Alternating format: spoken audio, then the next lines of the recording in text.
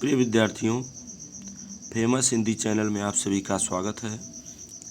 आज हम कक्षा 10 के हिंदी काव्य खंड के दूसरे पाठ को लेकर उपस्थित हुए हैं, जिसका शीर्षक है धनुष भंग। यह गोस्वामी तुलसीदास द्वारा रचित श्री रामचरितमानस के बाल कांड का एक अंश है। तो आइए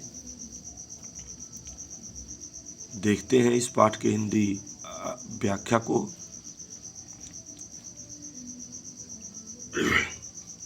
पहला है, उदित उदयगिरि मंच पर रघुबर बाल पतंग, बिकसे संत सरोज सब, हर्षे लोचन भृंग।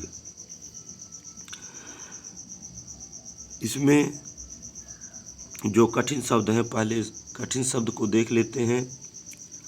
इसमें कठिन शब्द है उदयगिरि। उदयगिरि का अर्थ हो जाता है उदयांचल पर्वत।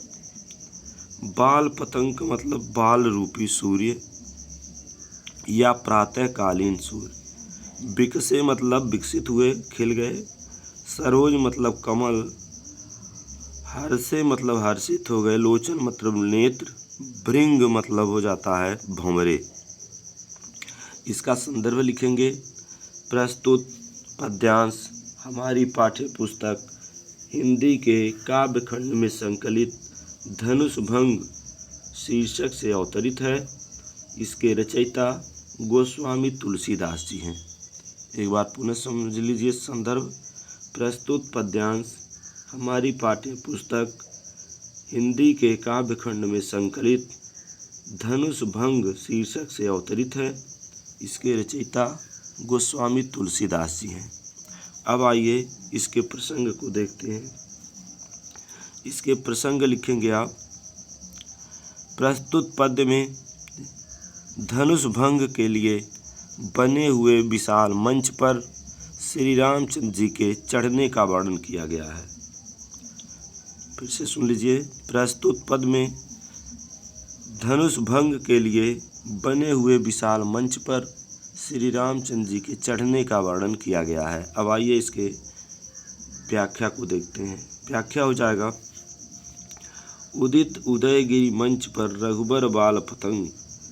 यानी तुलसीदास जी कहते हैं कि उदयांचल पर्वत के समान बने हुए विशाल मंच पर श्री रामचंद्र जी के रूप में बाल सूर्य के उदित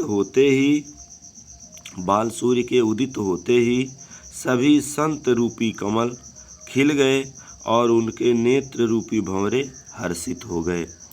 आशय यह है कि रामचंद्र जी के मंच पर चढ़ते ही सभा में उपस्थित सभी सज्जन पुरुष अत्यधिक प्रसन्न हो गए।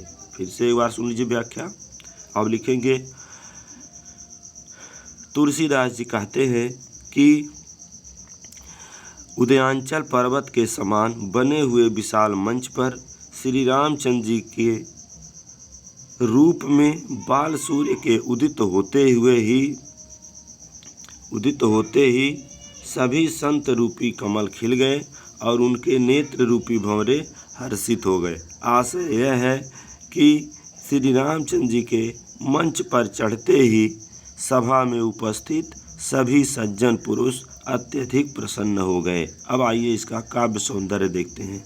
काव्य सौंदर्य में लिखेंगे, भाषा अवधी भाषा, शैली प्रबंध शैली, रस अद्भुत, छंद दोहा, अलंकार हो जाएगा उपमा रूपक दोनों हो जाएंगे। इसमें गुण हो जाएगा माधुर्य। अब आइए अगले पद की ओर चलते हैं।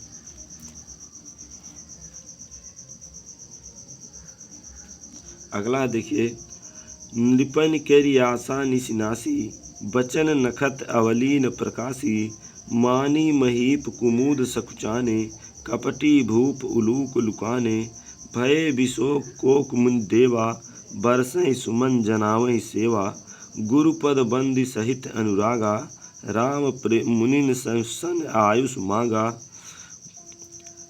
सहजै चले सकल जग स्वामी, मत मंजु बर कुंजर गामी। चलत राम सब पुर नर नारी, पुलक पूरि तन भये सुखारी। बंद पितर सुर सुकृत संभारे, जो कुछ कछुपन पुण्य प्रभाव हमारे। तो शिव धनु मृणाल की नाई, तोरे राम गणेश गोसाई।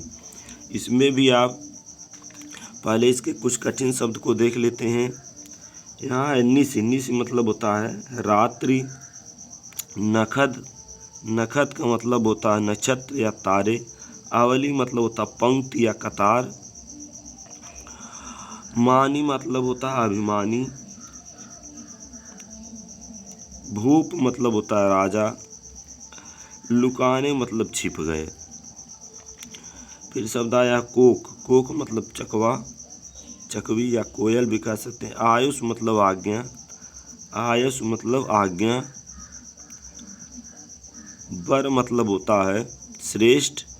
कुंजर, कुंजर मतलब होता है हाथी। पुलक, पुलक माने होता है रोमांच। फिर आया शब्द पितर। पितर मतलब पूर्वज। मृणाल मतलब कमल की नाल। अब आइए इसके संदर्भ को देखते हैं। संदर्भ आपका वही पूर्वत हो जाएगा। प्रसंग भी आप वही लिख सकते हैं, और अगर वह नहीं लिखें तो आप ये लिख सकते हैं कि प्रस्तुत पद में राजाओं की स्थिति और रामचंद्र जी की विनम्रता का वर्णन किया गया है। राजाओं की स्थिति और रामचंद्र जी के विनम्रता का वर्णन किया गया है। अब आइए इसके हिंदी व्याख्या को देखते हैं। पहला है, देखिए, नृपन करि आशा निशिनासी, बचन नखत अवलीन प्रकाशी। तुलसीदास जी कहते हैं कि राजाओं की आशा रूपी रात्रि समाप्त हो गई। उनके वचन रूपी तारों के समूह का चमकना बंद हो गया। वे मौन हो गए। मानी महीप कुमुद सकुचाने, कपटी भूप उलूक लुकाने। अभिमानी राजा रूपी जो कुमुद थे वो संकुचित हो गए, और कपटी राजा रूपी जो उल्लू थे वह छिप गए। भय विशोक कोक मुनि देवा, बरसै सुमन जनावहि सेवा। और मुनि और देवता रूपी चकवे शोक रहित हो गए, अर्थात वे प्रसन्न हो गए। बरसै सुमन जनावहि सेवा, और वो फूल वर्षा करके अपनी सेवा भाव को प्रकट कर रहे हैं। गुरु पद बंदी सहित अनुरागा, राम मुनिन सह आयुष मांगा। प्रेम सहित गुरु के चरणों की वंदना करके, गुरु मतलब विश्वामित्र के चरणों की वंदना करके श्री रामचंद्र जी अन्य मुनियों से आज्ञा मांगी। गुरु के चरणों की वंदना करके श्री रामचंद्र जी ने अन्य मुनियों से आज्ञा मांगी। सहजै चले सकल जग स्वामी, मत मंजु बर कुंजर गामी। जगत के स्वामी श्री रामचंद्र जी सुंदर मत वाले श्रेष्ठ हाथी की सी चाल से स्वाभाविक ही चले। चलत राम सब पुर नर नारी, पुलक पूरि तन भये सुखारी। श्री रामचंद्र जी के चलते ही नगर भर के सभी स्त्री और पुरुष सुखी हो गए, और उनके शरीर, तन मतलब शरीर, उनके शरीर पुलकित हो गए, अर्थात रोमांच से भर गए।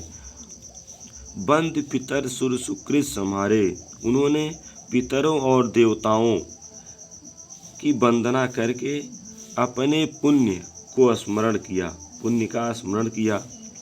जो कछ पुण्य प्रभाव हमारे, कहते हैं यदि हमारे पुण्यों का कुछ भी प्रभाव हो तो शिव धनु मृणाल की नाई, तोरे राम गणेश गोसाई।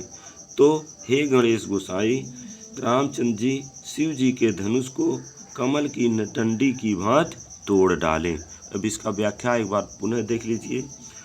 तुलसीदास जी कहते हैं कि राजाओं की आशा रूपी रात्रि नष्ट हो गई। उनके वचन रूपी तारों के समूह का चमकना बंद हो गया। अब वे मौन हो गए। अभिमानी राजा रूपी कुमुद संकुचित हो गए, और कपटी राजा रूपी उल्लू छिप गए। मुनि देवता रूपी चकवे शोक रहित हो गए, अर्थात वे प्रसन्न हो गए और फूल वर्षा करके वे अपनी सेवा भाव को प्रकट करने लगे। प्रेम सहित गुरु के चरणों की वंदना करके श्री रामचंद्र जी ने अन्य मुनियों से भी आज्ञा मांगी। समस्त जगत के स्वामी श्री रामचंद्र जी सुंदर मतवाले श्रेष्ठ हाथी की चाल से स्वाभाविक ही चले। श्री रामचंद्र जी के चलते ही नगर भर के सभी स्त्री और पुरुष सुखी हो गए, उनके शरीर रोमांच से भर गए।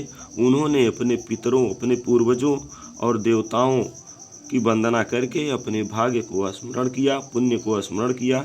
यदि हमारे पुण्य का कुछ भी प्रभाव हो तो हे गणेश गोसाई, श्री रामचंद्र जी शिव जी के धनुष को कमल की डंडी की भांति तोड़ डालें। अब आइए इसका काव्य सौंदर्य देखते हैं। भाषा हो जाएगा अवधि, शैली प्रबंध, छंद चौपाई हो जाएगा, अलंकार रूपक, रस हो जाएगा भक्ति रस और गुण हो जाएगा प्रसाद।